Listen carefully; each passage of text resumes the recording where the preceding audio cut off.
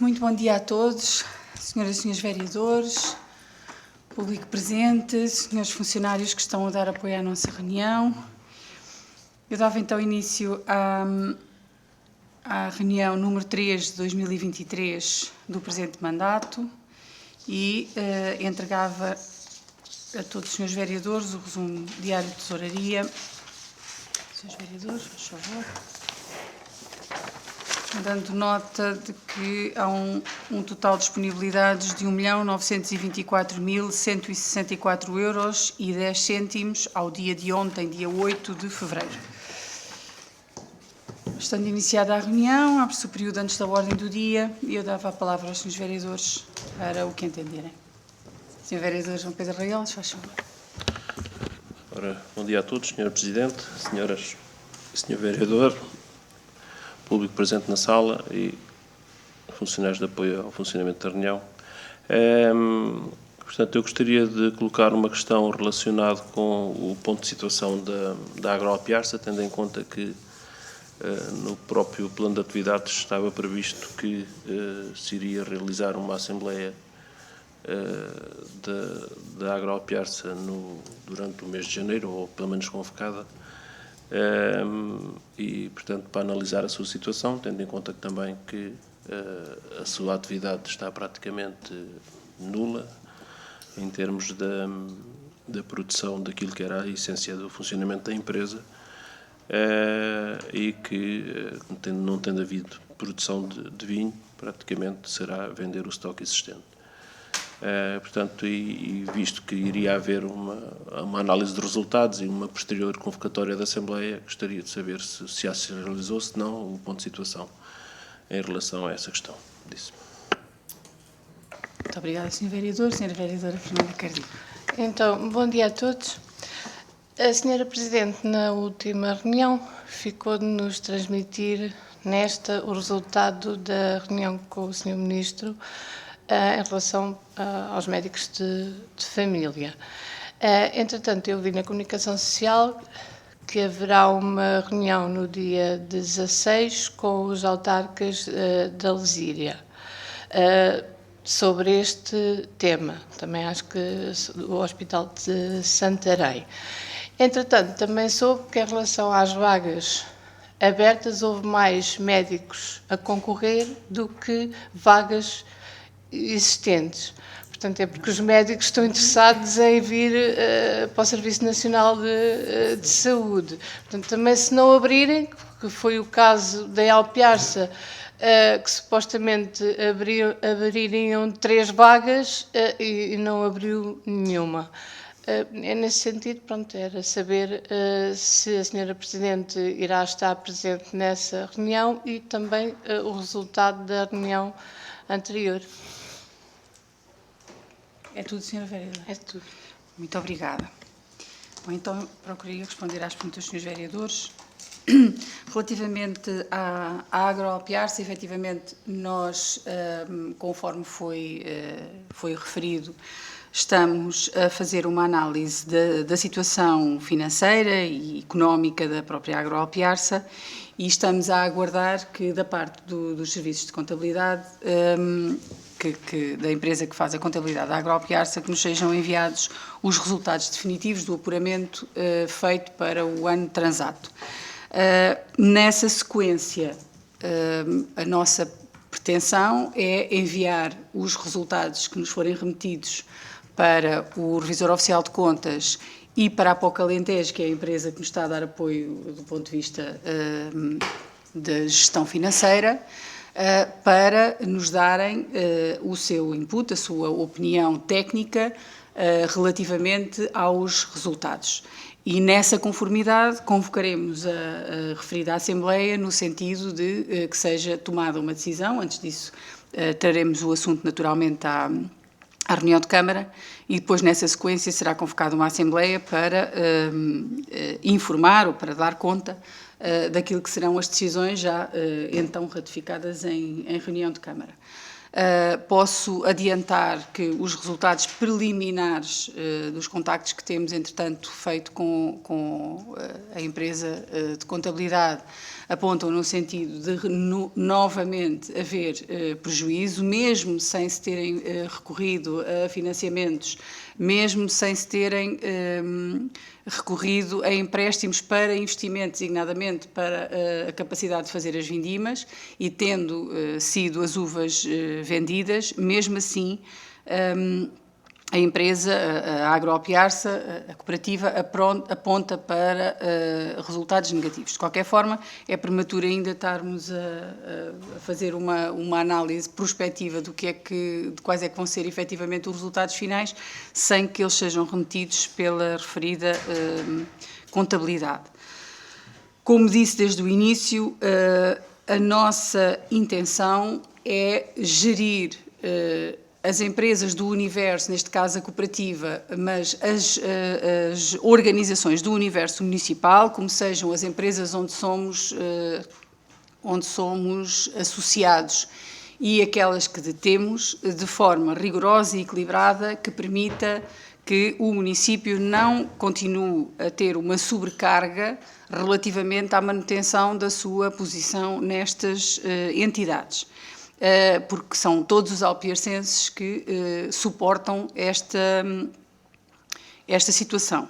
E depois dizer que também estamos empenhados, aliás, como estarão muitos outros autarcas pelo país fora, eu diria a esmagadora maioria, em procurar cumprir aquilo que são as regras que nos são impostas todos os dias relativamente ao cumprimento de legislação emanada pelo país. E, portanto, nesse sentido e com essa pretensão, com a breve trecho, eu julgo que durante o mês de fevereiro vai ser possível fechar estas contas apresentadas pela contabilidade, e que na sequência dos pareceres do Revisor Oficial de Contas e da POC Alentejo, que nós avançaremos com aquilo que for o resultado desses pareceres. Relativamente à questão da saúde, efetivamente, eu na última reunião tinha dito aos senhores vereadores que lhes pedia aqui alguma tolerância, uma vez que eu não tinha falado ainda com a doutora Mariana Sequeira, que é a nossa médica que assegura o SF, e não lhe tinha dado conta do resultado da reunião e queria falar com ela primeiro para ela não ser apanhada de surpresa.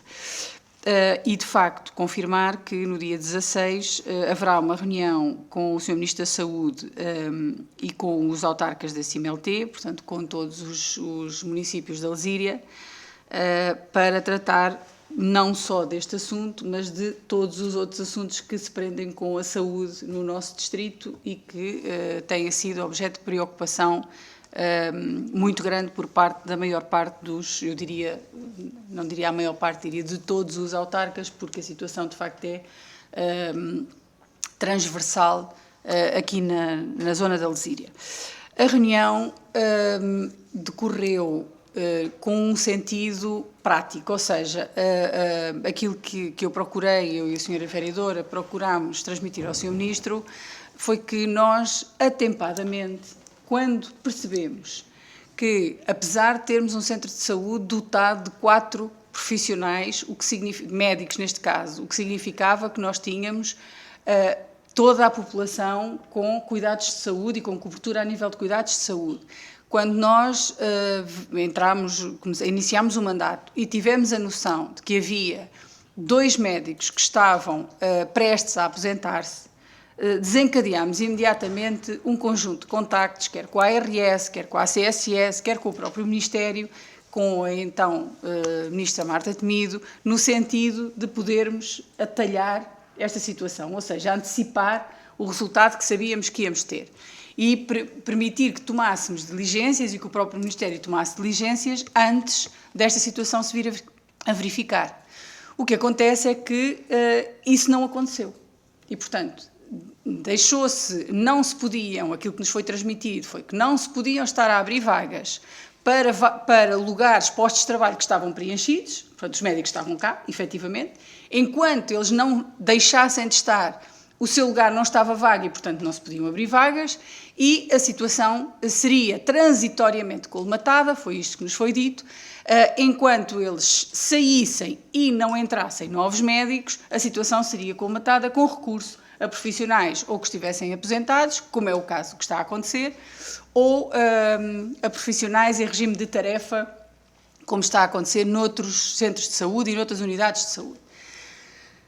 Nessa sequência, na altura, a coordenadora da unidade também, por razões da sua vida, decidiu que teria que sair. E, portanto, a estes 2 profissionais que estavam prestes a aposentar-se, um deles já está e o outro está praticamente a ficar aposentado, então a coordenadora saiu também desta USF.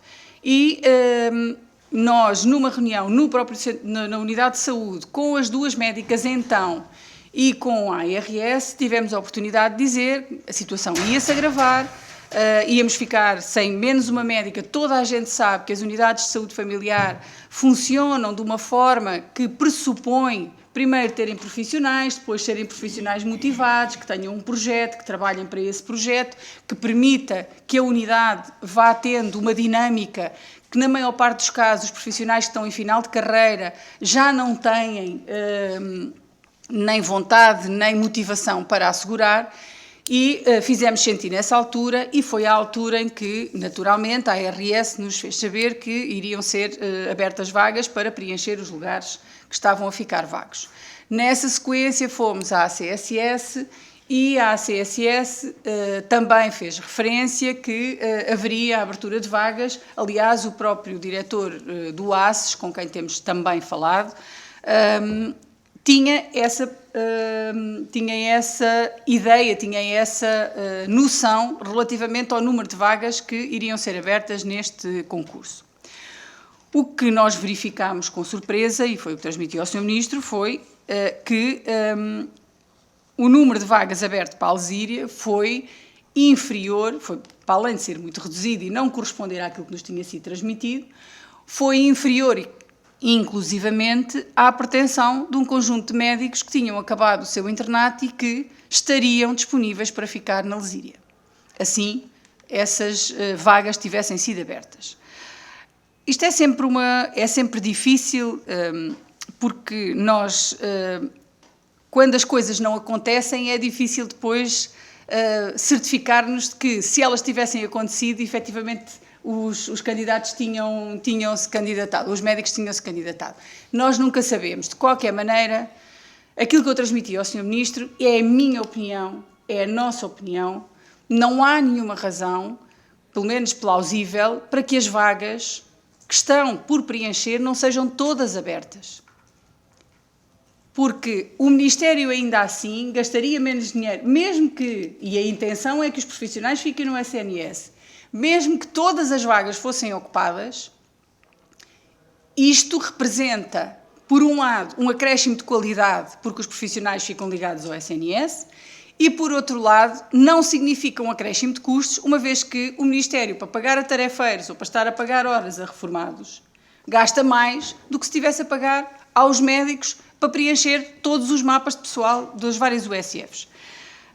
O Sr. Ministro disse que isso não era possível, que, entretanto, havia situações muito mais precárias do que na Alzíria, que ele próprio tinha estado no Algarve, onde continuam a haver milhares de pessoas, de cidadãos sem acesso a médico de família, e que isso não seria possível, que as vagas seriam abertas, mais vagas no próximo concurso, mas que havia algumas outras coisas que se podiam, entretanto, ir fazendo. A nossa unidade de saúde familiar funciona num edifício que não é nosso, tem uma situação jurídica difícil e enrolada relativamente à sua propriedade, à sua titularidade, mas, ainda assim, o Ministério está disponível para avançar com obras de recuperação. Nós fizemos um levantamento aqui com os nossos técnicos do município relativamente às necessidades mais prementes, a questão do elevador, da climatização, da troca de janelas e vãos no sentido de melhorar a eficiência energética do edifício e um conjunto de outras obras e de equipamentos que fazem falta. E elencámos isso ao Sr. Ministro e a disponibilidade para avançar com essa recuperação foi imediata e, portanto, não haveria necessidade de estarmos a aguardar por 2026, que seria a altura em que estavam programadas, ao nível também do suporte do próprio PRR, que estariam programadas intervenções no centro de saúde. De qualquer modo, nós voltámos a falar com os técnicos da ARS, que vieram com os nossos serviços fazer uma vistoria, digamos assim, ao próprio edifício e obtivemos aqui um valor superior àquele que tínhamos conversado no Ministério para efeitos de investimento e de reabilitação do próprio edifício, e é nesse sentido que estamos a trabalhar para assinar o protocolo com o Ministério da Saúde e avançarmos imediatamente com as obras. Relativamente à situação das vagas, é como disse, o que o Sr. Ministro nos disse foi que no próximo concurso, que será maio, junho, abririam vagas para a nossa USF e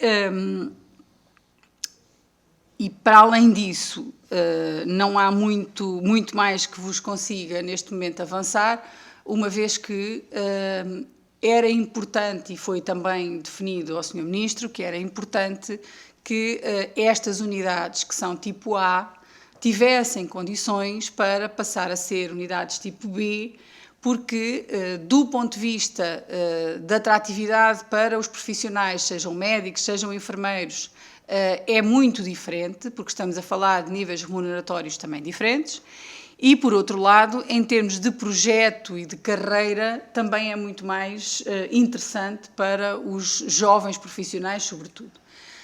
Neste momento, as consultas e o apoio e o atendimento à população está a ser garantido de uma forma que a mim, pessoalmente, e julgo que a todos nós, não é a forma que nós gostaríamos ou que acharíamos que seja a mais adequada, uma vez que o atendimento está a ser garantido pela doutora Mariana, que é a médica que está na nossa USF, e está a ser garantido por médicos aposentados. O Dr. Mendes Nunes ainda continua até à sua aposentação, e depois está a ser garantido por médico, neste caso pela doutora Marília, que vem 20 horas que vem 2 dias completos por semana, e a proposta que nos foi feita relativamente à continuidade para possibilitar o atendimento às pessoas e, portanto, as consultas à nossa população, quando o Dr. Mendes Nunes sair, há 2 médicas que acabaram de se reformar de uma unidade tipo B em Santarém, que estão disponíveis para vir e, portanto, elas 2, em termos de horário, fazem um horário completo e viriam substituir, digamos assim, o Dr. Mendes Nunes. Isto permitiria, ao contrário, como digo, de um conjunto de outras unidades onde as populações estão, de facto, sem qualquer tipo de atendimento médico, isto permitiria garantir, até nós termos o próximo concurso, garantir o atendimento à população. Como disse, eu manifestei o meu desagrado por esta situação, reiterei a disponibilidade e o Executivo está a analisar a possibilidade de estabelecer um protocolo com a Unidade de Saúde Familiar de forma a garantir um conjunto de meios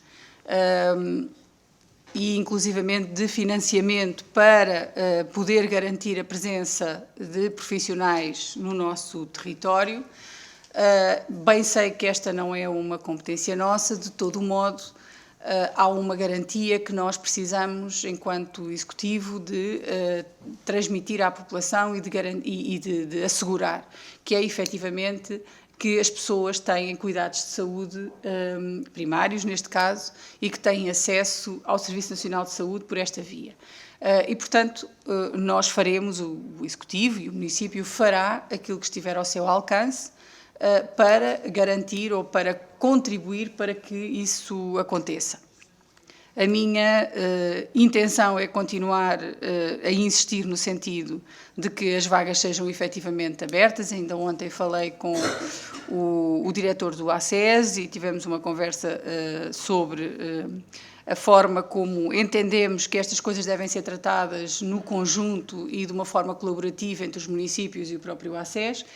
E, portanto, estamos a trabalhar para procurar garantir que os nossos cidadãos não ficam e as nossas populações não ficam sem cuidados de saúde. E é uma preocupação, nós não podemos contratar diretamente os médicos, não podemos transformar-nos em médicos, mas aquilo que estiver ao nosso alcance, nós vamos procurar fazer. Tenho conversado com a doutora Mariana, também no sentido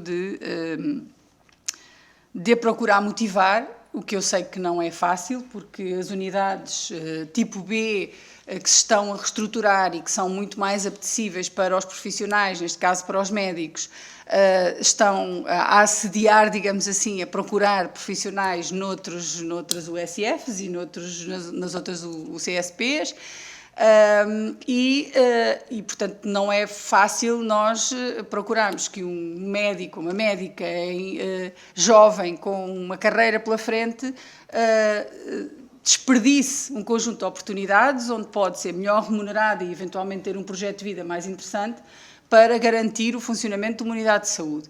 Eu sei que este equilíbrio é difícil de fazer, não é fácil as pessoas abdicarem das coisas, nem a nossa vida tem aspectos que são muito práticos e muito efetivos, há contas para pagar ao final do mês, há a situação dos filhos para lhes dar garantias de que eles têm uma vida saudável e que podem ter um conjunto de possibilidades que de outro modo não conseguem ter, há a questão familiar, enfim, há um conjunto de questões que toda a gente tem na sua vida profissional e, portanto, que é preciso respeitar. De todo o modo, aquilo que nós temos procurado fazer é, junto da própria doutora Mariana, encontrar aqui algumas formas de ajudar e de a motivar para que ela não escolha uma outra solução para a sua vida, o que muito nos deixaria tristes, naturalmente, porque, para além de ser uma profissional que abraçou este projeto, os nossos médicos e os médicos que tínhamos e que vamos continuando a ter, mas sobretudo os que tínhamos, eram pessoas da confiança da população, estimadas pela população, eram profissionais e são profissionais que dão o seu melhor e portanto, esses cuidados e essa forma profissional de fazer as coisas não é fácil de substituir assim de um momento para o outro. De qualquer modo, no dia 16 nós voltaremos a reiterar com o Sr. Ministro aqui as preocupações, não só relativamente às unidades de saúde, que são, como disse, transversais, mas também ao próprio hospital e à sua resposta relativamente à nossa comunidade. Não sei se esclareci. Muito bem. Então, assim sendo, eu encerrava este período antes da ordem do dia e passava à nossa ordem de trabalhos. O ponto número 1 é a proposta data da reunião ordinária da Câmara Municipal de Alpiarça, realizada no dia 26 de janeiro de 2023, foi a reunião número 2 deste mandato, que vem para deliberação, e eu dava a palavra aos senhores vereadores para as alterações ou as sugestões que quiserem fazer. Senhora Vereadora Fernanda Cardiga. Mesmo uma coisinha tem a só. palavra, muito bem. Na página 2, o resumo diário de tesouraria era referente ao dia 25 e não 10 de janeiro.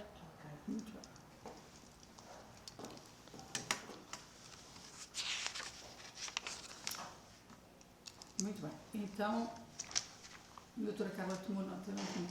Então, com esta alteração, os senhores vereadores não têm mais nenhuma alteração a fazer. Com esta alteração sugerida pela senhora vereadora Fernanda Cardiga, eu punha a ata à votação. Quem vota contra, quem se abstém, está aprovada por unanimidade. O ponto número 2 é a declaração de compromissos plurianuais, pagamentos e recebimentos em atraso relativamente a 2022, que vem para a deliberação.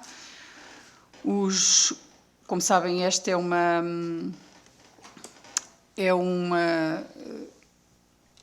demarche legal para o município, portanto, decorre da obrigatoriedade legal. e, portanto, no seguimento da informação interna que vem anexa, relativamente às declarações de compromissos plurianuais, pagamentos em atraso e recebimentos em atraso referente ao ano 2022, propõe-se que propõe-se o envio destas à reunião de Câmara e à Assembleia Municipal. Esta vem à reunião de Câmara para deliberação.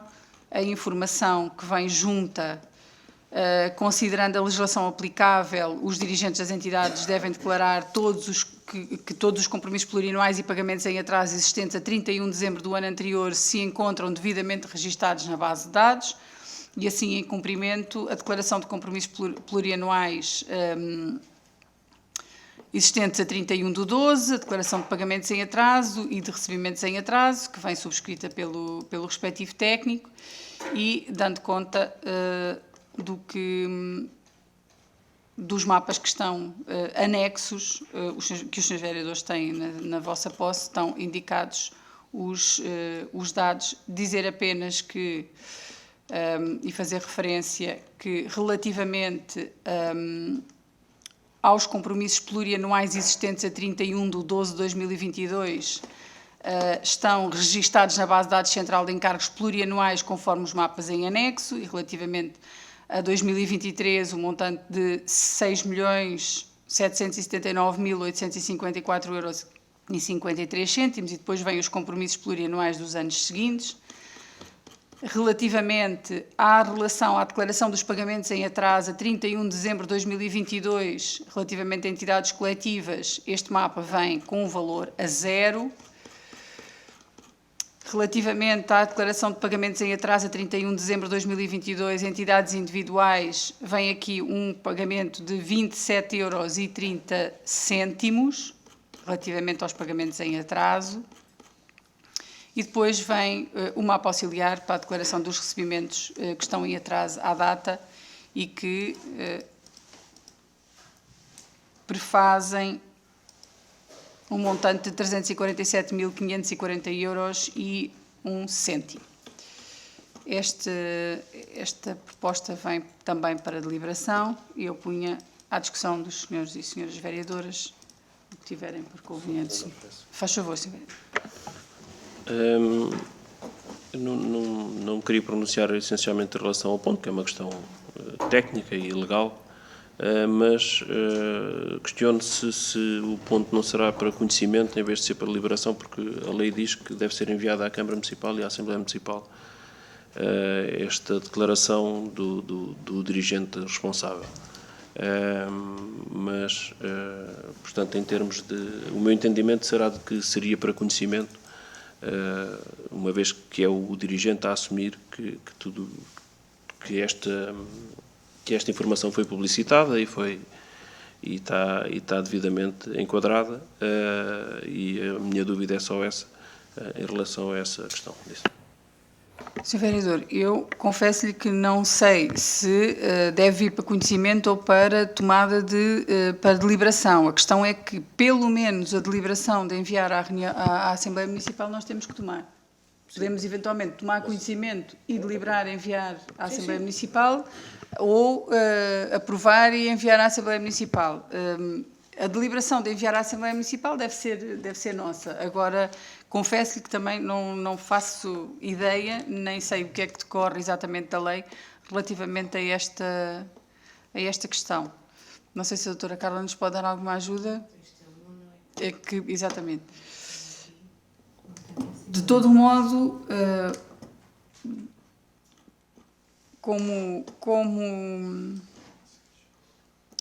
já agora deixa-me ver o envio das mesmas à próxima reunião de Câmara e Assembleia Municipal.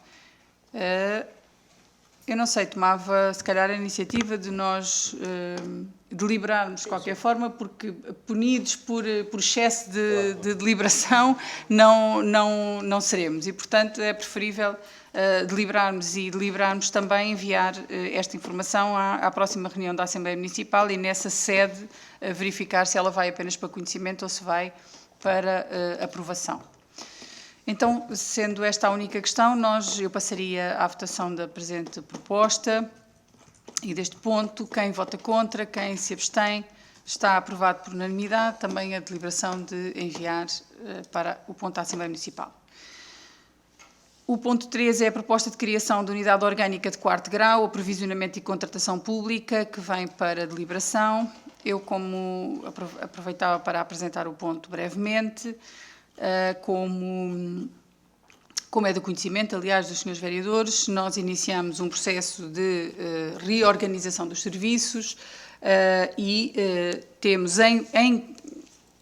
esta prática de 1 ano e alguns meses de mandato tem-nos permitido fazer uma análise e aferir relativamente às condições de exercício de um conjunto de funções e de competências que o próprio município tem, algumas que já tinha e outras que, entretanto, foram acrescidas, e temos feito essa análise de forma a reorganizar o serviço da maneira que achamos que ele possa ser mais eficaz e mais eficiente. Isto dando também condições não só aos profissionais que trabalham nesta casa, aos nossos trabalhadores, para poderem exercer as suas funções, mas e também para que os serviços tenham uma organização hierárquica diferente. A maior parte dos serviços não tem dirigentes. E, portanto, é muito difícil, não havendo um quadro intermédio de dirigentes entre o próprio Executivo e os funcionários, e cada um dos funcionários que está a desenvolver um conjunto de tarefas, é muito difícil ter reportes com responsabilidades relativamente à produção, à produtividade e à eficácia dos próprios serviços. É difícil porque passa pelo Executivo a necessidade de acompanhar os processos mais simples para garantir que eles são feitos e que são eficazes, e isto tem-nos obrigado a repensar esta forma de organização. Designadamente, no que diz respeito ao Serviço de Aprovisionamento e Compras, as competências e o conjunto de serviço e de trabalho aumentou substancialmente para os trabalhadores que trabalham neste serviço, designadamente não só com a transferência de competências, que veio obrigar-nos a fazer procedimentos contratuais em muito maior número para o conjunto de responsabilidades que assumimos, mas também porque o município está neste momento a desenvolver um conjunto de procedimentos para a realização de projetos que têm o objetivo de nós estarmos preparados e termos maturidade para, assim que os avisos do Portugal 2030 e do próprio PRR vão saindo relativamente a candidaturas para nós fazermos ações dentro do nosso município, essa maturidade é relevante, é muito relevante para podermos ir a essas candidaturas e obter esses financiamentos. E, portanto, há um esforço acrescido nesta fase de identificação de objetivos e até porque estamos a negociar o próprio plano de ação do PO Alentejo e, portanto, há um esforço grande relativamente a este serviço no que diz respeito à realização de procedimentos e ao cumprimento da Lei da Contratação Pública, que, como sabem, também veio impor aqui um conjunto de trabalho adicional aos nossos funcionários. E, portanto, nós entendemos que se justifica criar aqui um lugar de direção intermédia de 4º grau nesta área de aprovisionamento e contratação pública, de forma, aliás, tendo dotado o serviço também com mais funcionários, de forma a que nós possamos ter uma outra eficiência ao nível daquilo que se pretende que seja a produção deste serviço nos próximos meses e nos próximos anos. E, portanto, é nessa sequência que se propõe a criação deste cargo intermédio, de cargo de direção intermédia de 4º grau, destas unidades, e é essa a proposta que vem para discussão e para deliberação. Submeter este assunto à apreciação e a competente deliberação da Assembleia Municipal depois de devidamente aprovado, como indica igualmente a lei.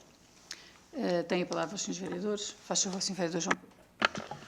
Portanto, este ponto 3 e o ponto 4 estão relacionados. O ponto 3 será a proposta de criação da unidade orgânica de 4º grau e o ponto 4 depois será a alteração do regulamento dos serviços e nós iremos tomar a mesma posição em relação a estes dois pontos, que são decisões e propostas do Executivo em relação a uma organização interna de funcionamento do próprio serviço e do qual nós, naturalmente, não teremos grande propriedade para poder manifestar uma decisão que decorre de um conhecimento profundo daquilo que é o funcionamento interno da própria Câmara Municipal. E que, como a Sra. Presidente disse, também a própria transferência de competências veio acrescentar aqui uma quantidade de procedimentos e de serviços que é bom, e que era bom também, que sejam contabilizados quando se fizer as contas da transferência de competências, não só aquilo que é a despesa própria de cada um dessas competências foram transferidas, mas também o trabalho acrescido para outros serviços de funcionamento da Câmara, e aqui também este próprio aumento de custo que o município irá ter naquilo que para mim mantenho a mesma ideia de ser uma transferência de tarefas e não de competências, e portanto nós iremos abster quer no ponto 3, quer no ponto 4, disse. Muito obrigada, Sr. Vereador. Dizer já agora, só nesta questão da transferência de competências, naturalmente nós, em sede de Comissão de Acompanhamento, nas várias áreas, temos estado, aliás, as indicações agora que vieram recentemente são no sentido de que o município é obrigado a entregar os mapas relativamente à sua contabilização das despesas com a transferência de competências até ao dia 10 de cada mês, coisa que estamos a fazer. E nesse cômputo, naturalmente, há um conjunto de despesas e de acréscimo que vêm com essas responsabilidades que nós estamos a procurar contabilizar e reclamar junto da própria Comissão de Acompanhamento. Assim sendo, eu punho então o ponto à votação, o ponto 3, proposta de criação de unidade orgânica de 4º grau, aprovisionamento e contratação pública. Quem vota contra, quem se abstém, quem vota a favor, está aprovado por maioria com as abstenções dos Srs. Vereadores da CDU. E o ponto 4, como disse o Sr. Vereador, é a proposta de aprovação de projeto de alteração ao regulamento da organização dos serviços do município de Alpiarça e primeira alteração ao mapa pessoal para 2023, que decorre efetivamente do ponto 3 e, portanto, da criação deste cargo intermédio. Assim sendo, eu punha também este ponto, não sei se querem sobre ele tecer alguma consideração, o Sr. Vereador já disse o que entendia. E eu punha o ponto, então, o ponto 4, que é a proposta de aprovação de projeto de alteração ao regulamento de organização dos serviços do município de Alpiarça e a primeira alteração ao mapa pessoal para 2023. À votação, quem vota contra, quem se abstém, quem vota a favor, está aprovado por maioria com as abstenções dos vereadores da CDU. O ponto 5 é o projeto de regulamento municipal do Arquivo Histórico da Casa dos Patudos, Museu de Alpiarça. É uma proposta da Sra. Vereadora e eu dava-lhe a palavra para apresentar o ponto. Sra. Vereadora Margarida Rosa do Céu. Bom dia a todos. Ponto 5. Considerando que o Arquivo Histórico da Casa dos Patudos, Museu de Alpiarça, destina-se a assegurar a preservação dos seus fundos e o acesso ao património documental, bem como a conservação da documentação e a gestão e divulgação da informação, independentemente do suporte em que ela está guardada, importa estabelecer as normas gerais de funcionamento do Arquivo Histórico da Casa dos Patudos, Museu de Alpiarça, com vista a promover uma correta e eficaz gestão da informação. Propõe-se que a Câmara delibere no uso da sua competência, prevista na linha K do número 1 do artigo 33 do regime jurídico das autarquias locais, aprovada em anexo à Lei 75/2013, 12 de setembro, e em cumprimento do disposto no número 1 do artigo 98 do novo Código de Procedimento Administrativo, publicitação do início do procedimento de elaboração do Regulamento Municipal do Arquivo Histórico da Casa dos Patudos, Museu de Alpiarça, de modo a que os interessados possam, requerendo, apresentar os seus contributos. Muito obrigada. Muito obrigada, Sra. Vereadora. Parece-me mais ou menos clara esta circunstância, a necessidade de regulamentar o Arquivo Histórico da Casa dos Patudos. É importante que estes instrumentos regulamentares sejam aprovados, estejam em vigor e funcionem de modo a que haja uma organização relativamente a esta questão, que é uma questão importante. Portanto, eu deixava aos senhores e senhores vereadores algumas considerações que quisessem fazer sobre este ponto. Não.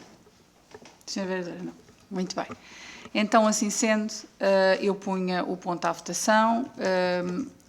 A proposta é que se publicite o início do procedimento para, com vista a estabelecer um regulamento municipal do Arquivo Histórico da Casa dos Patudos, Museu de Alpiarça.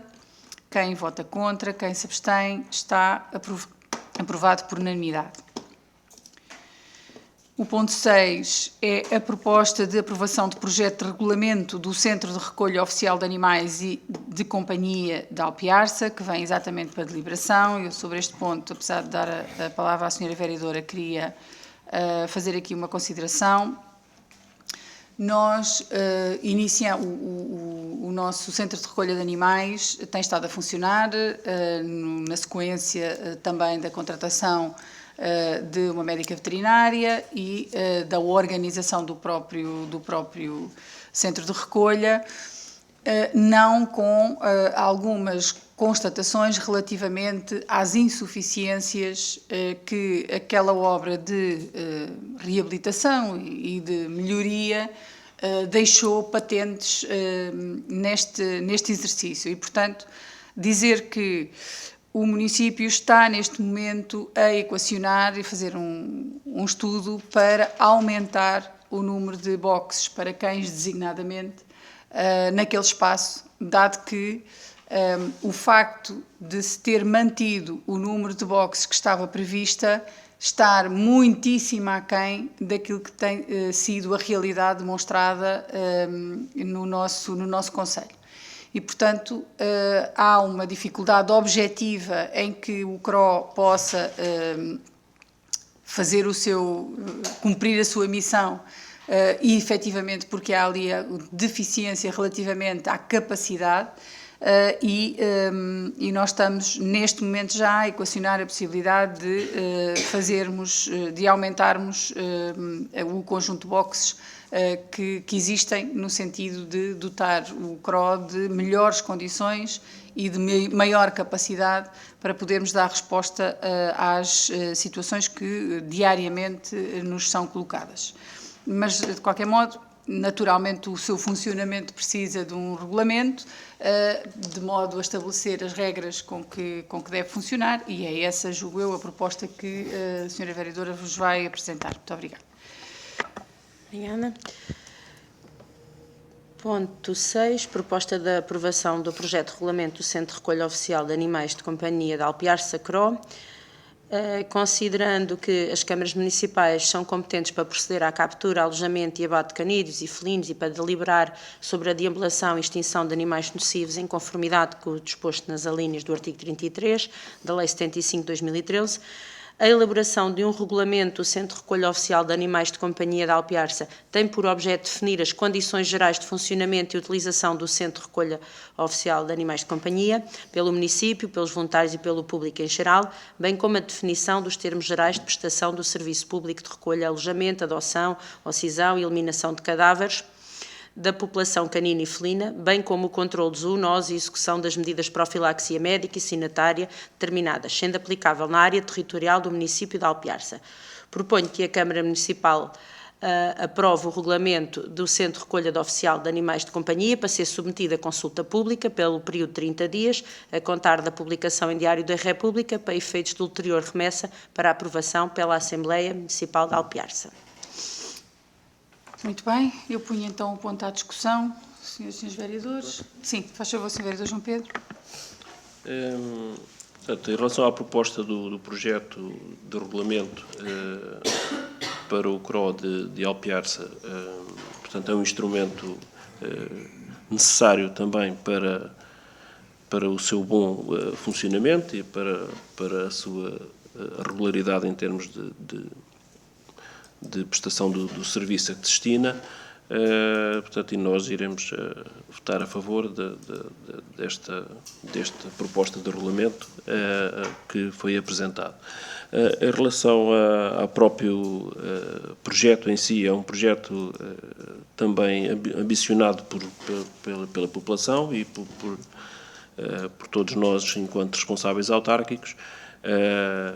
O edifício que existia estava num estado também que não oferecia as condições necessárias para o fim a que se destinava, e tendo em conta os próprios técnicos que colaboraram na elaboração do projeto, as condições disponíveis à data, o apoio e a capacidade de financiamento, e também uma questão que foi abordada e analisada em termos da comunidade intermunicipal, em variadas reuniões que apontavam para a construção de um canil intermunicipal de apoio a todos os municípios da Cimelta e da comunidade intermunicipal de Alzira do Tejo, que eu também aproveitava para questionar se há algum desenvolvimento ou não em relação a este projeto que foi discutido e analisado, e em que houve pelo menos 3 possibilidades de localização e que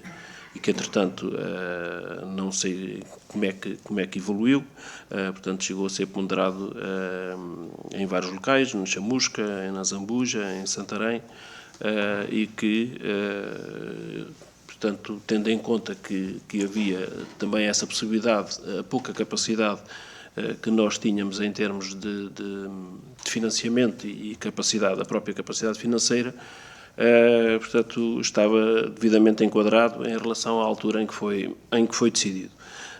Portanto, se não avançou também o caminho intermunicipal, também limita um pouco aquilo que seria uma posição transitória deste CRO, de depois poder responder às necessidades imediatas, portanto, e haver um apoio mais centralizado ao funcionamento e a este tipo de função.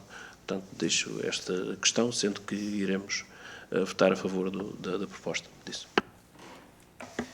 Vamos esclarecer que, relativamente à questão do canil intermunicipal, não há qualquer tipo de avanço. Este assunto não foi mais tratado, pelo menos desde que eu exerço este mandato, desde o início do mandato, e eu estive em todas as reuniões da comunidade e, portanto, não houve qualquer avanço relativamente a esta questão, estando, ao que sei, a esmagadora maioria dos municípios a procurar encontrar soluções dentro do seu concelho para resolver a situação e, portanto, é isso exatamente também que nós estamos a procurar fazer.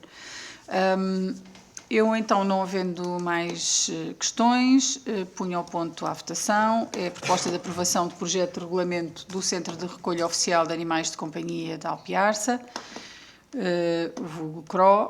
Quem vota contra, quem se abstém, está aprovado por unanimidade.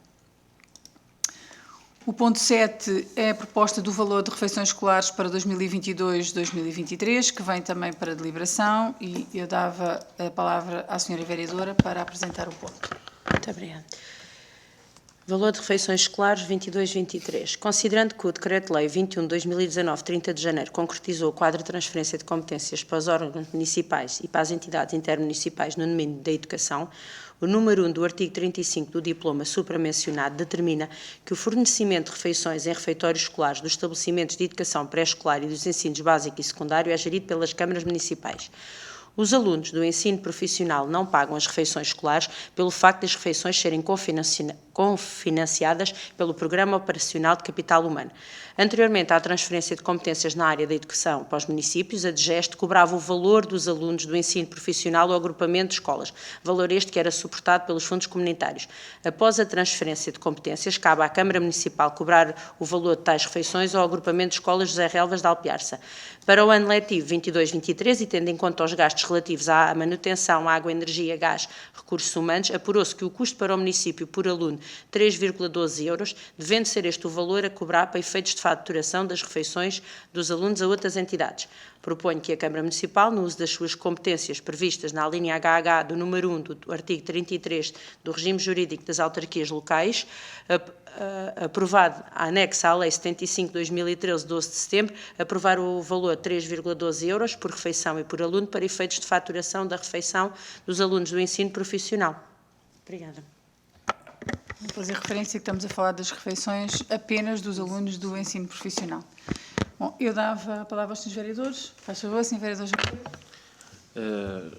Portanto, em termos da proposta, eu compreendo perfeitamente, tendo havido a transferência de competências, há necessidade também de de o município, para poder faturar estas refeições ao POCH, que haja esta deliberação, sendo que gostaria de questionar apenas se o valor cobrado pela DGEST era diferente do valor cobrado aos restantes alunos, portanto, o valor cobrado pela DGEST ao POCH, se era diferente do valor cobrado aos alunos, portanto, salvo erro que era 1,46 €, se, portanto, já era um valor também analisado pela contabilidade de custos da própria DGEST do serviço que era prestado, conforme está aqui proposto, em relação a este valor de 3,12 €, que é diferente. Portanto, e que se está salvaguardado depois que o próprio POCH aceita como elegível este valor diferente. Portanto, se era já um valor diferente, naturalmente podia ser um valor próximo. Portanto, se foi acautelado que o valor que, sendo cobrado superior àquilo que é o valor que é cobrado aos alunos, se está devidamente acautelado que se torne elegível para o POCH em termos da sua comparticipação disso. Relativamente a este valor, não existem diferenças, quer seja um aluno de curso profissional, quer seja, isto é efetivamente o custo que foi apurado pelos serviços relativamente a uma refeição, ou seja, não existem diferenças relativamente aos alunos. Mas a questão era outra, era se, pelo menos que eu percebi, era se este é o valor que o próprio POCH assume como, neste momento, os serviços, daquilo que eu percebi, os serviços identificaram este valor como sendo o adequado, dados os gastos relativos. O que o Sr. Vereador perguntou é se este valor é o valor elegível para efeitos de comparticipação depois do próprio POCH. Foi isso que eu percebi, mas de qualquer maneira... Tenho que verificar, porque não tenho... O valor cobrado aos alunos é 1,46 €. Se era isso que o POCH pagava à DGEST, ou... Então eu tenho que confirmar e depois faço-lhe chegar essa informação, está bem? Porque efetivamente o que nós tínhamos que calcular era... Aquilo que nos era pedido era calcular... Era mesmo isso, ou seja, não é o valor que é cobrado, mas sim o custo real da refeição. Certo. Muito bem. Então, assim sendo... eu punha o ponto 7 à votação, a proposta de estabelecimento de valor de refeições escolares para 2022-23 relativamente aos alunos do ensino profissional do agrupamento de escolas José Relvas. Quem vota contra, quem se abstém, está aprovado por unanimidade. O ponto 8 é a prorrogação da isenção do imposto municipal sobre imóveis para a reabilitação urbana. Como sabem, dando cumprimento ao Estatuto dos Benefícios Fiscais, neste caso o requerente João Luís Ataíde Falcão Neves, que é proprietário de um prédio-sito na rua José Relvas, número 238, integrado na ARU número 1, de Alpiarça, vem solicitar, através do requerimento próprio, a prorrogação da isenção do imposto municipal sobre imóveis por mais 5 anos, conforme estabelecido por lei. A prorrogação da isenção prevista no ponto anterior está dependente da deliberação da Assembleia Municipal, sob proposta da Câmara, e, portanto, é para esse efeito, para o efeito de manter a atribuição da isenção do imposto municipal sobre imóveis por mais 5 anos ao município João Luís Ataíde Falcão Neves, proprietário de prédio sito na rua José Relvas, número 238, que está integrado nesta área de reabilitação, que esta proposta vem à Câmara Municipal. Há um requerimento feito pelo proprietário deste imóvel. Este requerimento tem enquadramento na legislação aprovada, uma vez que foram realizadas obras de recuperação do imóvel inserido nesta ARU, nesta área de reabilitação urbana, e foi obtida a respectiva isenção do IMI. Vem-se pedir a segunda isenção, à qual a lei também dá cobertura para o período de 2022, 23 e 24, portanto é o período que a lei determina como possível de extensão desta isenção do IMI. Eu ponho este ponto à discussão, senhores e senhores vereadores. Senhor vereador, se faz favor.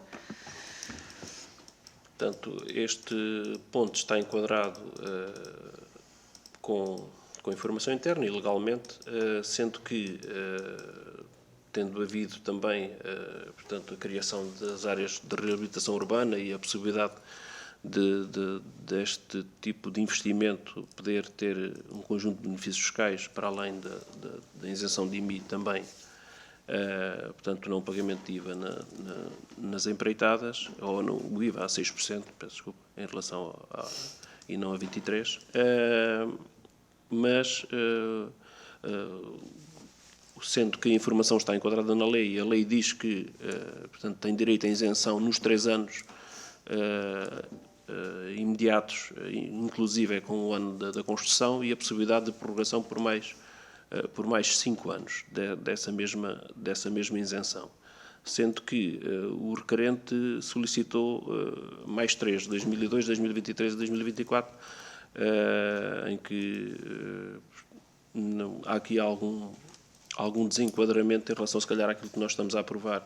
Isenção por mais 5, e o requerente pede mais 3, poderá ter sido ou por desconhecimento, não tenho qualquer objeção em votar a favor o ponto, mas que existe aqui alguma, portanto, diferença entre aquilo que foi solicitado pelo requerente e aquilo que nós estamos a aprovar. Isso.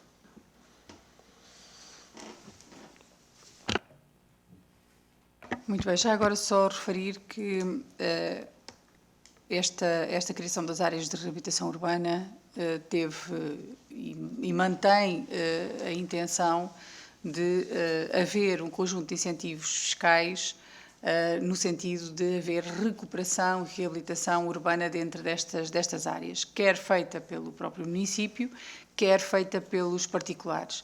E, portanto, este é um aspecto cada vez mais relevante, não só para recuperarmos as habitações e as casas e os imóveis que se encontram dentro destas áreas urbanas de reabilitação, eleitas como de reabilitação, mas também, sobretudo, neste momento difícil relativamente à questão da habitação, também resulta como um incentivo à recuperação de imóveis com destino à habitação dentro destas próprias áreas. E, portanto, o facto de a lei estabelecer estas isenções e de os proprietários e que têm investido no sentido de recuperar as suas habitações ou os seus imóveis virem continuamente pedir esta possibilidade de isenção, neste caso do valor do IMI, representa para o município mais do que uma perda de rendimentos, sobretudo um investimento grande e uma melhoria grande em termos de depois, não só de reabilitação do seu próprio edificado, mas também de oferta e de mercado para estes imóveis. E, portanto, dizer que continua a fazer todo o sentido o facto de termos estabelecido áreas de reabilitação urbana, continua a fazer sentido que haja isenções dentro dessas áreas urbanas e, portanto, esse será também o propósito do próprio Executivo de continuar e, eventualmente, vir a reforçar estas medidas para além daquilo que a lei já estabelece, no sentido de incentivar os proprietários à reabilitação dentro destas áreas urbanas, dentro e fora, mas sobretudo dentro das áreas urbanas que estão identificadas como prioritárias, digamos assim. Bom, eu ponho então o ponto à votação. Relativamente a este pedido de prorrogação de isenção de imposto municipal sobre imóveis referente à reabilitação urbana, quem vota contra, quem se abstém, está aprovado por unanimidade. O ponto número 9 é a proposta de aprovação do projeto de criação de... 9. Este é o 9, não é? Sim. É isso mesmo. Proposta de aprovação do projeto de criação da Reserva Natural Local do Paúl da Goxa e aprovação do Regulamento Municipal de Gestão do Paúl da Goxa, que vem também para deliberação. Fazer apenas uma breve súmula esta criação da Reserva Natural Local do Paúl da Goxa estava iniciada no anterior mandato e, portanto, teve um processo de constituição da parte documental para a criação desta reserva, e esse projeto naturalmente teve continuidade e continuará a ter, inclusivamente o ano passado foi candidatado, aliás, o ano passado, sim,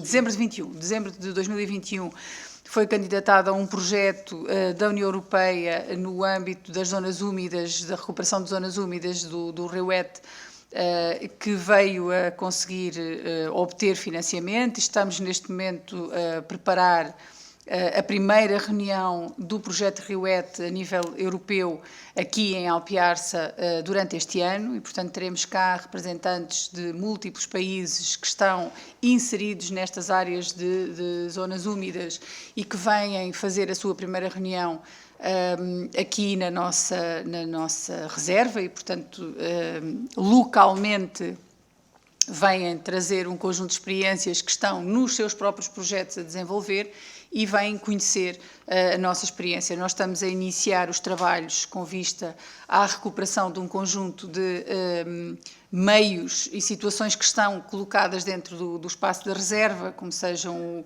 a zona das casas de banho, do observatório, etc., que implicam um conjunto de recuperações e de obras, designadamente de saneamento e de resolução de alguns problemas que estavam já identificados. E estamos a avançar com a recuperação dos ecossistemas e com o trabalho técnico no sentido de que a reserva possa prosseguir não só a sua criação efetiva, mas o seu desenvolvimento. E portanto, este projeto de criação é o culminar da Reserva Natural Local, é o culminar deste trabalho que tem vindo a ser feito ao longo dos últimos anos, designadamente pela professora Ana Mendes, e que vem agora para deliberação e apreciação da Câmara Municipal.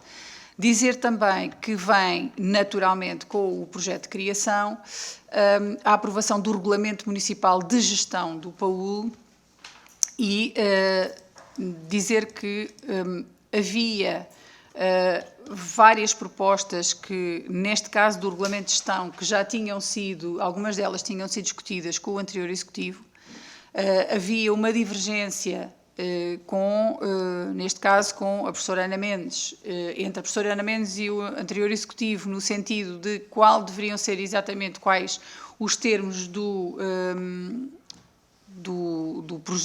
Regulamento de Gestão. Havia aqui algumas dúvidas relativamente à própria Comissão Executiva, quem deveria estar na Comissão Executiva, o prazo de cada mandato, digamos assim, de cada Comissão de Serviço, neste caso, para quem estivesse na Comissão Executiva, o vencimento para o responsável relativamente a esta gestão, etc. Portanto, havia aqui algumas situações que não estavam consensualizadas ainda, e dizer que, relativamente a esta questão, o Executivo entendeu acolher propostas de ambas as partes, ou seja, este Executivo entendeu que havia algumas propostas feitas pelo anterior Executivo que faziam sentido e que deviam de ser acolhidas e, portanto, deviam de ser essas que deviam de estar no regulamento, e havia outras propostas pela professora Ana Mendes que deveriam ser acolhidas. E, portanto, fizemos aqui uma súmula relativamente, sobretudo, à questão da composição da Comissão Diretiva, e já agora dar essa nota, tendo o artigo 8º que se refere a essa composição ficado com a seguinte redação: a Comissão Diretiva é o órgão executivo da Reserva Natural Local do Paulo da Goxa, sendo composta por um presidente e 2 vogais. O presidente da Comissão Diretiva é designado pela Câmara Municipal de Alpiarça, podendo, para o efeito, ser escolhido entre membros do Executivo Municipal. Caso o presidente da Comissão Diretiva não seja um membro dos órgãos do município, será o mesmo equiparado a cargo de direção intermédia de 3º grau para efeitos de remuneração. Um dos vogais é designado pela Câmara Municipal de Alpiarça, o qual substitui o presidente da Comissão Diretiva nas suas faltas e impedimentos, e o outro é designado pelo Instituto da Conservação da Natureza e Florestas. O mandato dos titulares da Comissão Diretiva é de 4 anos, coincidindo com o mandato autárquico. Nas deliberações da Comissão Diretiva, em caso de empate, o seu Presidente exerce o voto de qualidade e a Comissão Diretiva reúne ordinariamente uma vez por mês e extraordinariamente sempre convocada pelo seu Presidente, por sua iniciativa ou por solicitação de um dos vogais. Era, sobretudo, neste artigo que havia alguma dissonância. Se pretenderem que explique melhor, posso depois explicar. De qualquer modo, aquilo que vem para as senhoras e senhores vereadores apreciarem e deliberarem é o projeto de regulamento municipal da Reserva Natural do Paúl, e, que vem com a sua nota justificativa, e o regulamento para o funcionamento, para a gestão desta reserva natural. Eu punha o ponto à discussão e, portanto, se tiverem questões, também procurarei responder. Muito obrigada. Sr. Vereador, faz favor. Portanto, este é um projeto que tem uma continuidade e que foi desenvolvido ao longo de um determinado período, tendo em conta a própria evolução do espaço e das características favoráveis que o próprio espaço foi ganhando, quer da forma como foi tratado e preservado, e que, portanto, deve ser potenciado ao máximo, e penso que toda esta evolução de processo vale essencialmente pelo conjunto daquilo que nós devemos avançar em termos de aprovação e em termos de deliberação nos diversos órgãos, para criar uma estrutura no sentido de ter aqui quer a potencialidade, desenvolver toda a potencialidade do espaço, que será importante também para o nosso Conselho, quer também em termos ambientais, a própria preservação de toda a flora e toda a fauna, portanto, inerente ao espaço, sendo um espaço claramente diferenciável em termos nacionais e também em termos internacionais, e, portanto, e aí, com certeza que será sempre um ganho a médio e longo prazo, e que, em termos, nunca será uma atividade de massas, mas será essencialmente um espaço e uma área extremamente atrativa em termos daquilo que são as suas potencialidades. Daí que o documento vale essencialmente pelo seu objetivo, e, portanto, e com o qual nós concordamos e, portanto, iremos votar a favor disso.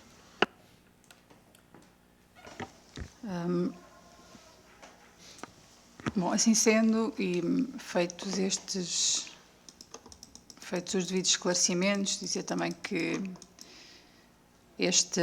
esta reserva integra parte de propriedade do município e parte substancial de propriedade da Quinta da Atela, que a própria Quinta da Atela tem sido parceira no desenvolvimento da própria reserva, e que a perspectiva, de facto, é deste ponto de partida, a recuperação ambiental de um ecossistema que é único e que é de dimensões razoáveis para o nosso país, e que tem uma importância estratégica do ponto de vista do combate às alterações climáticas, etc., que são as grandes preocupações deste século. Faz todo o sentido que um processo que começou com a extinção da antiga pedreira e ainda com o desenvolvimento do projeto de Ripidurábil, que tenha tido esta evolução e que venha a culminar numa reserva que se espera não só que seja um repositório de garantia da defesa deste ecossistema e da preservação ambiental neste ecossistema, mas que seja também e sobretudo um elemento de desenvolvimento económico para o Concelho. E, portanto, este privilégio que a natureza nos deu, quer quanto à reserva natural do Cavalo, à reserva do Cavalo de Sorraia, quer quanto à reserva do Paúl, quer quanto ao próprio estuário do Tejo e àquilo que são as zonas protegidas, quer a um conjunto de outras dinâmicas e de outras riquezas do ponto de vista ambiental que o Concelho tem, O que faz sentido é que elas sejam preservadas, que sejam desenvolvidos projetos com vista à sua preservação, à sua manutenção, mas também que isto seja acompanhado por criação e pela efetivação de projetos de desenvolvimento económico que permitam que estas reservas e que estas estruturas sejam sustentáveis por parte do município e, portanto, que nós possamos garantir hoje e no futuro que elas se mantenham e que nós temos condições para as manter sem as abandonar, sem as perder, sem deixar que se vão deteriorando ao longo do tempo, mas conseguindo que elas se perpetuem para as gerações vindouras, porque é esse também o nosso propósito. Muito bem. Assim sendo, eu punha o ponto à votação. Deixa-me cá ver se eu...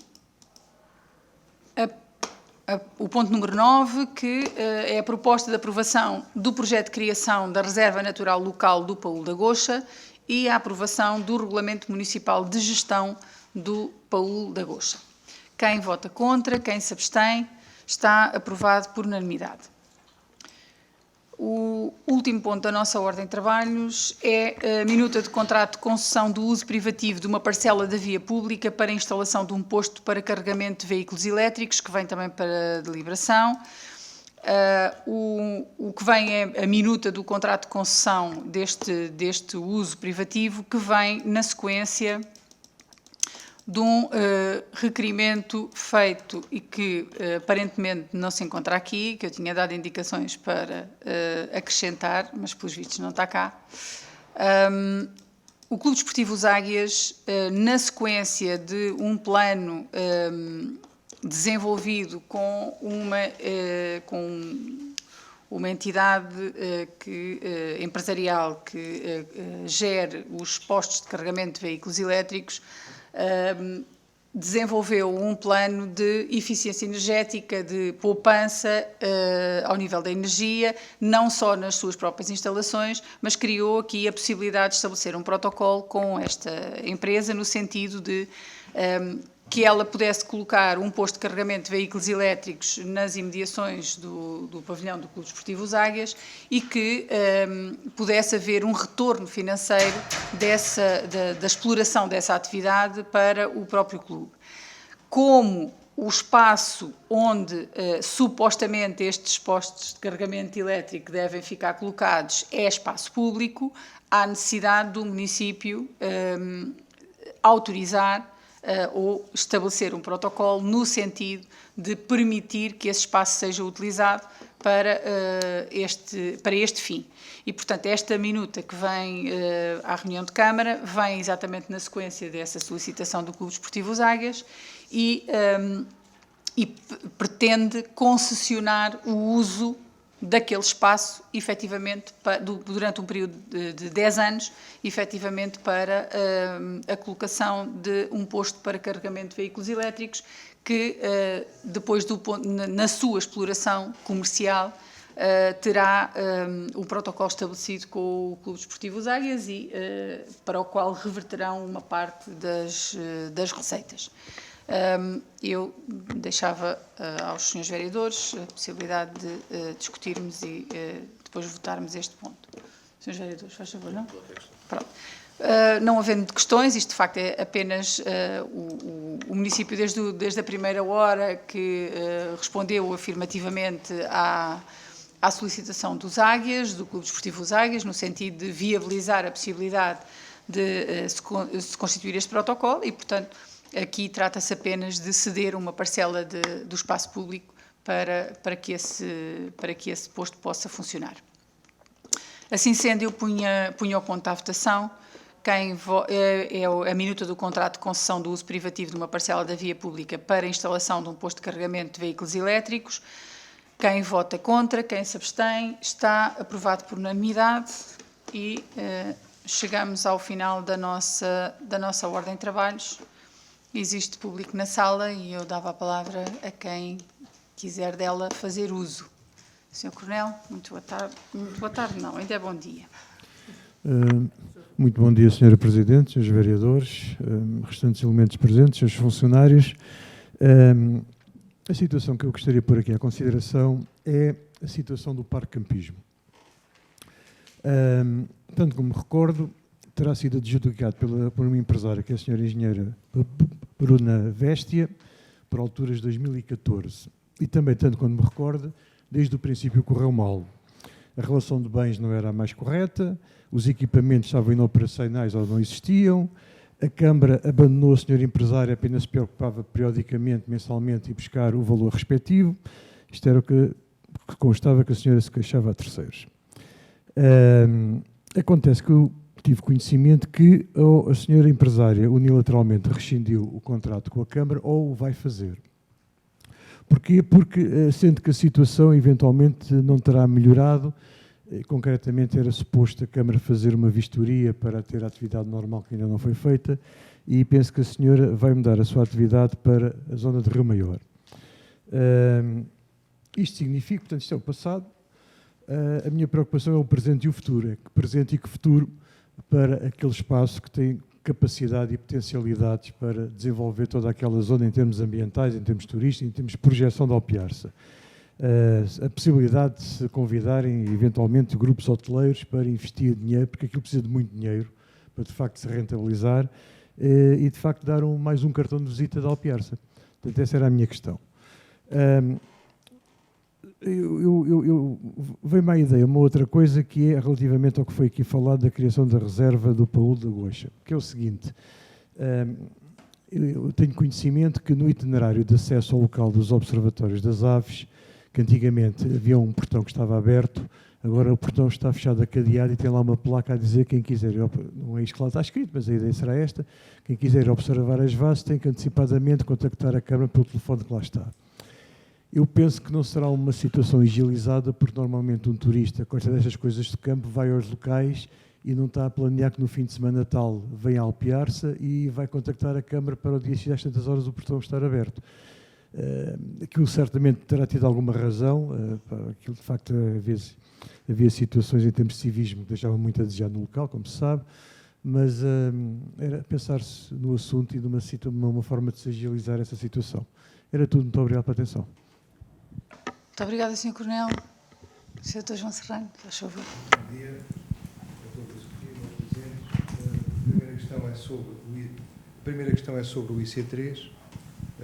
Nós pedimos, um grupo de trabalho pediu audiências com os grupos parlamentares da Assembleia da República. Temos já três respostas dos grupos parlamentares do PSD, do PS e da Iniciativa Liberal. Portanto, vamos lá já na próxima semana e aguardamos depois as outras respostas. E vamos dando conta a este plenário da maneira como os trabalhos vão decorrendo. Depois, fizemos uma proposta de orçamento de atividades da nossa Associação para o Desenvolvimento de Alpiarça, a AIDIA, com a prioridade ao restauro de embarcações tradicionais. É uma preocupação nossa e há de ser sempre. As embarcações tradicionais são um emblema da nossa terra. A embarcação tradicional, a bateira, está inscrita no brasão de armas da freguesia de Alpiarça. É o único brasão de armas que tem uma bateira do Tejo inscrita no seu, como imagem. Vamos continuar. E até hoje gostaríamos de saber se era possível apoiar-nos para o restauro de embarcações. E temos cerca de 14 embarcações que compramos. Por outro lado, propomos uma reunião conjunta, e isto agora tem a ver com a formação profissional, é uma reunião conjunta com o CEARTE e o Instituto de Arte e Design Universitário, para preparar os cursos regulares de longa duração, são 250 horas, em costura, bordados e tecelagem, de acordo com a sugestão do diretor do Centro Nacional de Arte e Design, o Dr. Luís Rocha. Outra questão tem a ver também com este símbolo que nós entendemos que é um símbolo da Alpiarça, que é aquela mulher, Ivone Mendes, a rendilheira, portanto, a bordadeira de frioleiras. Quando foi lançado o livro em sua homenagem, ela mostrou disponibilidade para ensinar aquela arte que está praticamente perdida. Ela está disponível para ensinar e já 3 mulheres de Alpiarça se manifestaram interessadas, foi ali espontâneo, mostraram-se interessadas em aprender. A questão era se não havia hipótese de podermos apoiar a Ivone para ela dar cursos e ensinar pessoas a aprender esta arte. Por fim, na última sessão em que eu estive, a Sra. Presidente sugeriu, em relação ao Rio Tejo e às águas pretas, aliás, muito pretas, sugeriu que eu contactasse o Protejo. Eu pensei nisso e fiquei constrangido. Por uma razão, e que eu apresento publicamente, é que eu criei o Protejo, eu fui fundador do Protejo. Isto não se sabe, porque eu tenho andado sempre em silêncio. Fui fundador do Protejo. Convidei o Paulo Constantino e tivemos mais do que uma reunião na Barquinha. Convidámos o professor Mende Henriques, um filósofo, um homem bom, um homem extraordinário, e ele fez parte também deste núcleo inicial. E a partir de uma determinada altura mudou tudo. Tudo. De tal maneira que eu fui afastado. O professor Mende Henriques foi afastado. O Protejo transformou-se, e esta é a minha experiência, e transmito até com mágoa, transformou-se num movimento político-partidário. Nem sequer vou aqui dizer porque é que é isso, não vale a pena. O que é certo é que, quando participei numa sessão de esclarecimento sobre o Tejo, em Rossio, ao sul do Tejo, o presidente da Assembleia Municipal de Abrantes mandou-me calar. Estava na assistência, mandou-me calar. E perguntou, mas o que é que este indivíduo está aqui a fazer? O moderador da sessão do Rossio não me deu a palavra sequer. Tive que me levantar e dizer assim, olhe que eu estou inscrito e quero falar. Na Barquinha, questionámos o Sr. Presidente da Agência Portuguesa do Ambiente, da APA, sobre questões do meio ambiente e do Tejo, do estado das águas. Nem sequer nos respondeu. Ignorou-nos. Não vale a pena estar a continuar com este discurso, mas para dizer que é uma pena que estejamos a ser tratados como estamos a ser tratados. Convidámos o Protejo para Toledo, o Protejo foi lá e teve um período... O Paulo Constantino levou 87 imagens para fazer a sua apresentação. A organização teve, e a organização era nossa, a organização, aliás, a professora Beatriz Larraz, da Cátedra do Tejo, teve que o interromper, porque o terceiro fórum, em Toledo, foi há 4 anos, era do Paulo Constantino. Sr. Presidente, horrível. Agora é uma expressão que eu estou a utilizar com um ponto de interrogação. Horrível o que nos estão a fazer. Horrível. Portanto, o Protejo não vale a pena, porque dali não sai nada. Muito obrigado. Muito obrigada, Dr. João Serrano. Bom, Sr. Coronel, a questão do parque campismo. Bom, a questão do parque campismo é uma velha questão, porque, na verdade, o parque há muitos anos que não funciona bem, teve períodos em que as coisas correram menos mal e agora, nos últimos anos, sobretudo por via destes anos da pandemia, aquilo que já era difícil tornou-se praticamente impossível. Nós temos estado em contacto com a empresária que tem o contrato de concessão do parque. Este executivo já tinha decidido, este contrato cessa por volta do mês de julho, salvo erro, junho, julho. Nós já tínhamos decidido, inclusivamente estava para sair um ofício a comunicar à empresária que não pretendíamos renovar o contrato, e é essa a nossa intenção, nós não vamos renovar o contrato. Porque, efetivamente, nós temos outros planos para o parque campismo.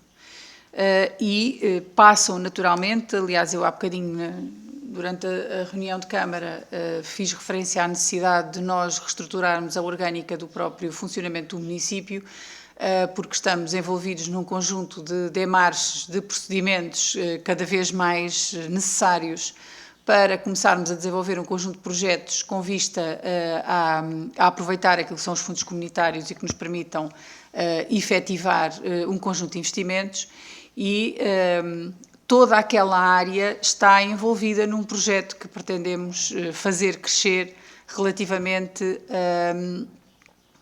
não só ao parque, mas ao parque, à reserva, a toda a encosta até à barragem e à própria barragem.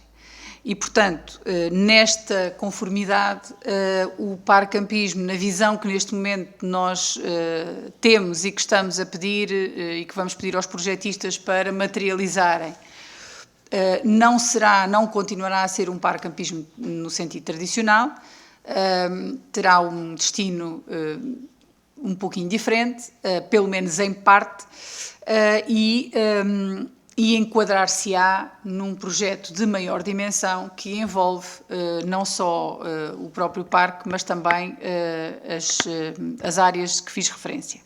E, portanto, nós estamos neste momento a negociar com a proprietária, a empresária, a extinção do contrato antecipadamente, viabilizando que ela não tenha que cumprir o contrato até ao final, uma vez que há a intenção de ambas as partes de que ele não continue, e simultaneamente de sanarmos as contas que estão pendentes entre nós e, portanto, que é necessário sanar. Estamos a trabalhar com ela, estamos a conversar com ela e penso que a breve trecho teremos este assunto encerrado no que diz respeito à exploração do parque nos moldes em que estava a ser feita. Relativamente ao itinerário de acesso ao observatório estar fechado, há aqui algumas coisas que nós, entretanto, tivemos que alterar, que tinham, de algum modo, alguma incongruência. Os percursos pedestres da Lesíria do Tejo, sendo feitos ao longo de toda a Lesíria, portanto, em praticamente todos os municípios da Lesíria, também tinham expressão no nosso concelho, mas tinham aqui um problema que era uma parte substancial do percurso, aliás, o percurso designava-se pela reserva do Cavalo Sorraia, uma parte substancial do percurso ficava dentro da reserva e, portanto, em zona fechada.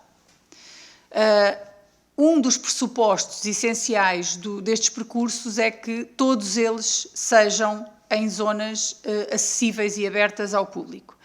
E, portanto, nós tivemos com a entidade de turismo e com o Turismo Portugal, mas neste caso com a entidade regional de turismo, estivemos a fazer a alteração deste percurso de modo a torná-lo todo ele acessível a qualquer pessoa, sem ter que passar por zonas fechadas. Até porque, como também disse há bocadinho, nós estamos a trabalhar num projeto de gestão económica destes espaços que temos no nosso município, quer seja esta reserva do Paúl, quer seja a reserva do Cavalo. E, portanto, neste momento, nós devemos ser dos poucos municípios com uma capacidade financeira que é conhecida para a dimensão do património natural que temos, que é diminuta.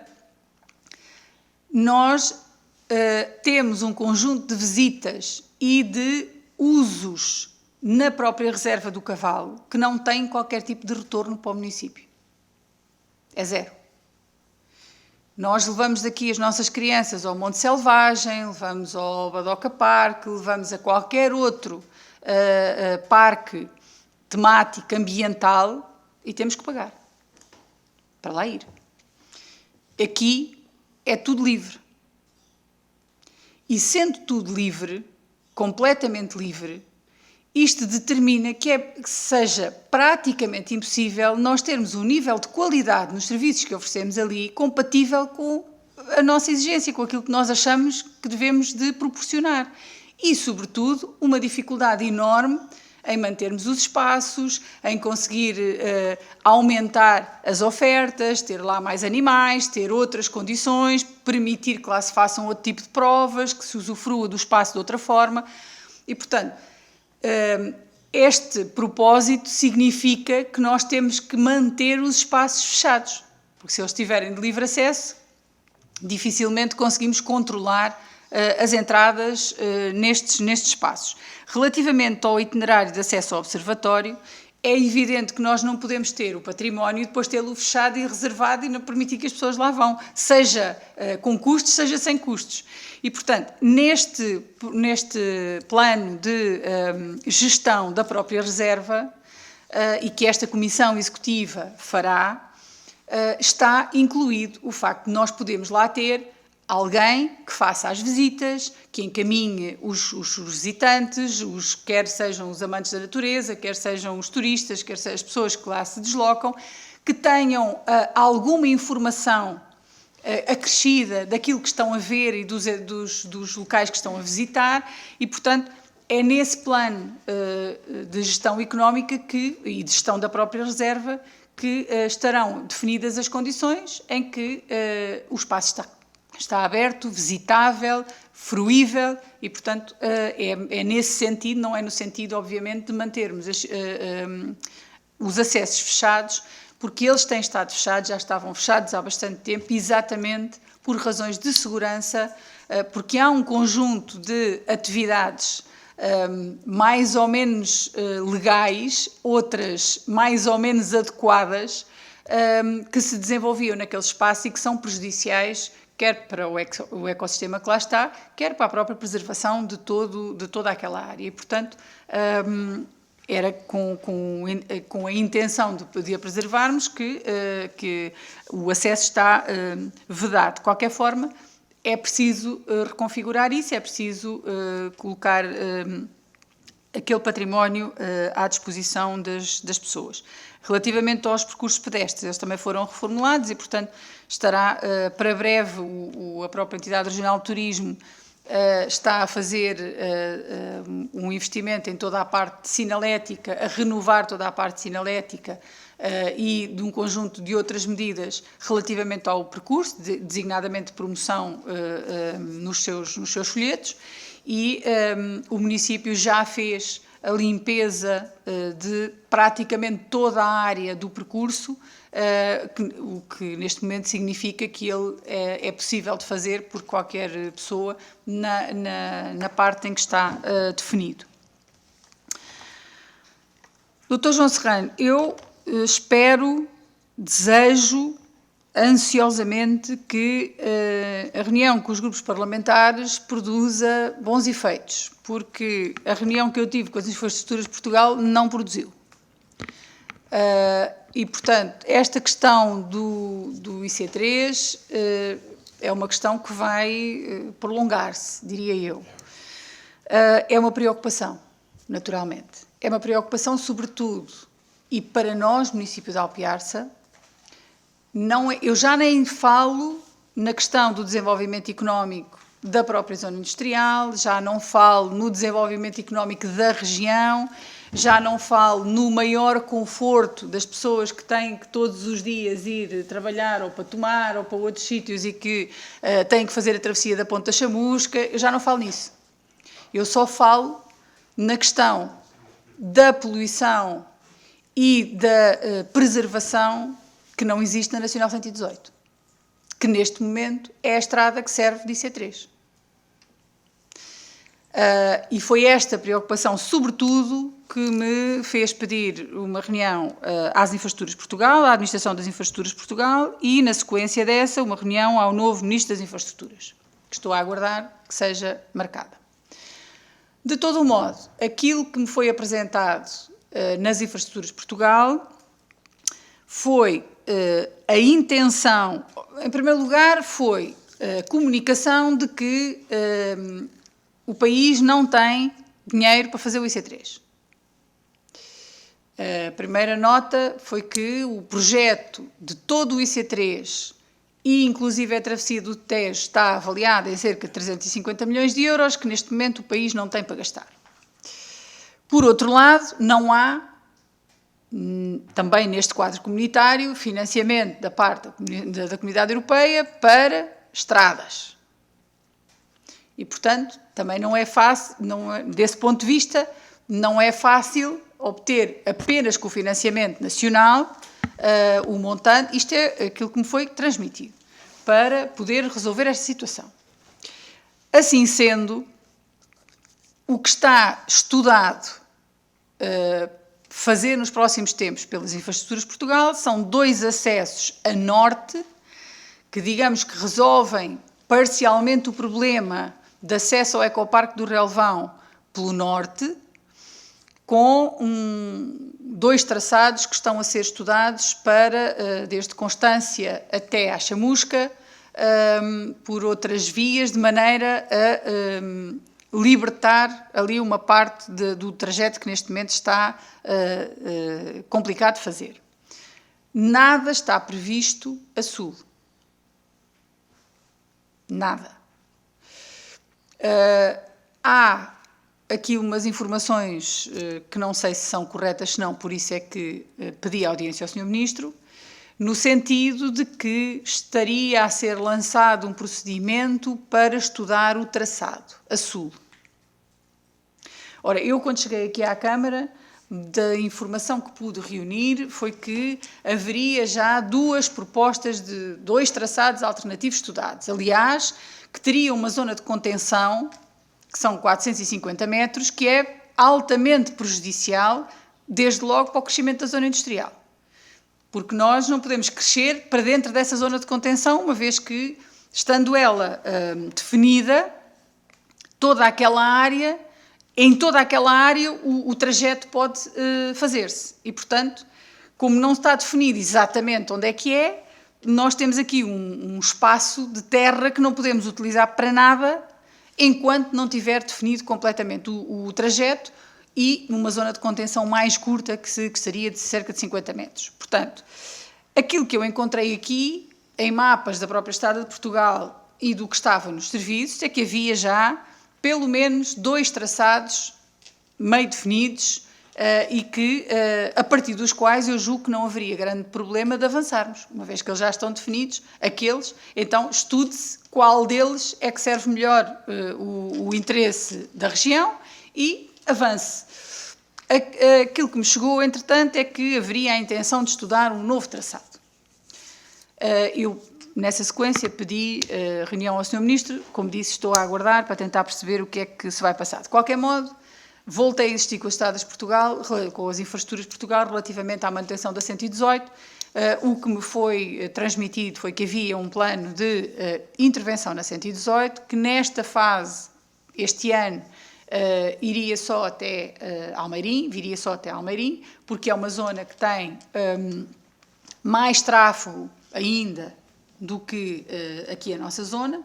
Estamos a falar a norte, portanto, Salvaterra, etc. Para além do tráfego todo que vem para a Chamusca, tem um tráfego mais urbano, digamos assim, mais próximo da área metropolitana de Lisboa, e que em 2025, 2024, 2025, haveria a intenção de intervir no trajeto da Nacional 118, que fica dentro do nosso concelho. Eu desejo que isto seja mais concretizado. Eu, como disse, tive uma reunião com as Infraestruturas de Portugal e, portanto, preciso que, do ponto de vista político, o Governo defina efetivamente o que é que as Infraestruturas de Portugal vão fazer e quando. Porque esta situação da Nacional 118, eu compilei um dossiê com informação detalhada do levantamento feito, fotográfico e técnico, relativamente ao estado do piso da Nacional 118 dentro do Concelho de Alpiarça, e deixei às Infraestruturas de Portugal no sentido de que aquela intervenção deve ser feita com a maior urgência. E, portanto, relativamente a isto, não lhe posso dizer mais nada, faço votos de que os grupos parlamentares tenham alguma capacidade de intervir nesta matéria que me preocupa bastante. Queria dizer apenas, relativamente às questões que colocou a seguir, que a senhora vereadora tem estado e está a acompanhar estas circunstâncias, relativamente a uma das propostas que foram feitas para uma exposição, para a realização de uma exposição, ela foi de... Já estive até no museu. Pronto, eu penso que as coisas estão a caminhar. Relativamente ao resto, são assuntos que estão em cima da mesa da Sra. Vereadora para se estudar e perceberem como é que o município pode, de facto, ajudar. Queria finalmente dizer-lhe que relativamente ao Tejo, eu estranho muito, mas pode ser porque eu iniciei o mandato há relativamente pouco tempo e, portanto, há muitas coisas que não tinha a noção do ponto de situação delas. Eu estranho muito que não haja neste quadro comunitário de apoio praticamente nenhuma referência ao Tejo. Nós estamos a falar e temos um conjunto de financiamentos, designadamente para o ciclo urbano da água, para as questões de preservação ambiental e combate às alterações climáticas, etc. E estamos a falar de um volume de financiamento substancial e o Tejo desaparece, na minha opinião, na minha modesta opinião, o Tejo desaparece das prioridades desta região. E, portanto, nós temos referências ao Montado de Sobro, temos referências à barragem do Alqueva, com a possibilidade de financiamentos associados a estas infraestruturas e, relativamente ao Tejo, ao velhinho programa Val Tejo e ao seu desenvolvimento, na minha ótica, praticamente não se estabelece qualquer tipo de possibilidade. E, portanto, eu acho que isto diz tudo, ou diz muito, daquilo que é o ponto de situação que nós temos relativamente ao Tejo. Quero apenas dizer-lhe que ontem estive na comunidade intermunicipal porque a Associação Portuguesa da Natureza com a WWF, que é uma associação internacional de preservação ambiental, estiveram a apresentar um projeto que estão a começar a desenvolver, é um projeto de 3 anos que se chama Iniciativa Tejo e que visa, neste primeiro ano, recolher informação relativamente aos hábitos de consumo, quer sejam para a agricultura, quer sejam para as populações, quer sejam para a indústria, na área da Lezíria do Tejo, Com essa informação vão produzir um conjunto de relatórios que terão um conjunto de indicações no sentido do que é que nós podemos fazer para melhorar a nossa eficácia e eficiência a gerir a água. Desde logo, como é que podemos, neste que é o maior aquífero nacional, como é que podemos gerir melhor a água de superfície, o que é que lhe podemos fazer, evitar as captações subterrâneas, procurar utilizar águas residuais de estações de tratamento, etc. Ou seja, aquilo que esta iniciativa Tejo nos vai apresentar, com a participação da própria comunidade, é uma proposta para uma gestão mais racional, mais eficaz e eficiente da água, sobretudo das águas que estão à nossa disponibilidade e que se perdem, em vez de estarmos a sobrecarregar os lençóis freáticos e a fazer capturas subterrâneas.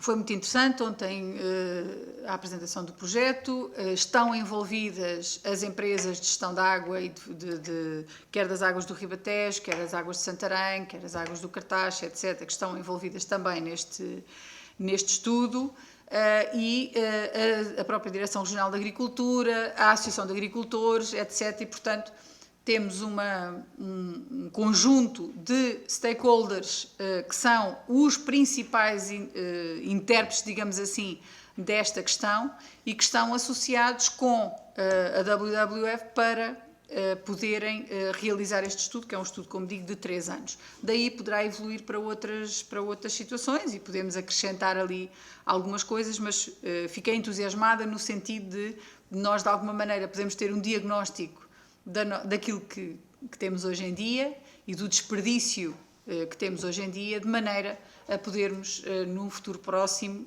adotar medidas que sejam mais condizentes com a proteção deste recurso tão escasso como é o caso da água e do qual todos dependemos.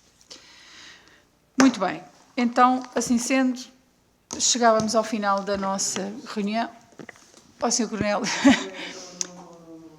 é, portanto, a reciprocidade, é só o seguinte que é importante. A Sra. Presidente falou há bocadinho, tanto de uma reunião que teve com as infraestruturas de Portugal. Para nós irmos acompanhando a situação, havia possibilidade de especificar quando é que foi, se foi a nível nacional, a nível local, para nós ficarmos com esse registro também no acompanhamento. Não, eu tive uma reunião com a Administração das Infraestruturas de Portugal, no Pragal, mas e foi lá à sede das infraestruturas, portanto ao Pragal, e isto foi, tenho que ver na agenda, terá sido para aí há 2 ou 3 semanas, não foi há mais... Do Ministério, não foi? Na segunda-feira. Agora posso... Foi 23, não foi? 24 foi no Ministério da Saúde.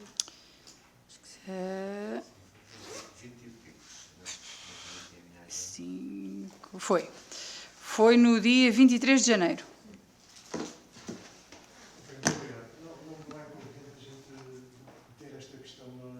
Referir que eu fiz a reunião. Não é inconveniente nenhum. Bom, muito bem. Então eu dava a palavra à doutora Carla, por favor, para nos ler a minuta da ata.